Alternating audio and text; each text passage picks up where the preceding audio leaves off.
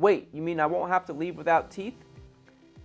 Just the other day, before this patient said yes to having his 2 failing front teeth replaced with implants, he asked one question that stopped the entire room. Wait, you mean I won't have to leave without teeth? And that single question told me one of the biggest unknowns or fears many patients may really have. Most people think that the scariest part of getting implants, especially with their front teeth, is surgery. Well, often it's not. The real fear is the in-between. The thought of walking out without teeth and having to live like that even temporarily, for minutes or even seconds. He wasn't worried about the extraction, the surgery, or the implant itself. He did have some concern about the money and timing, which we addressed, but his real fear was of being exposed while healing.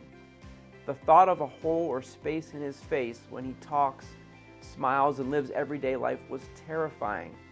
When we told him that you'll leave with teeth, that you leave with something physically there, you could see the relief in his body. You could see him just calm down. Because what patients don't always say out loud is losing front teeth, it affects your confidence, it affects your dignity, and how you show up in the world every day. That's why temporaries are not cosmetic afterthoughts.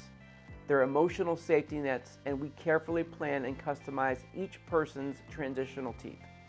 And when healing is planned properly, patients don't feel embarrassed, rushed, or exposed. They feel supported. So after reviewing how he would leave with his front teeth while his implants healed, we were ready to move forward.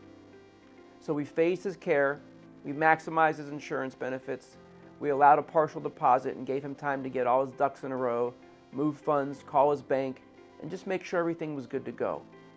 Then we coordinated payments and reviewed all his paperwork on a second appointment that was done virtually.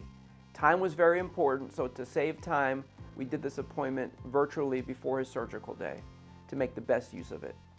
And most importantly, we made sure he never felt vulnerable during the process.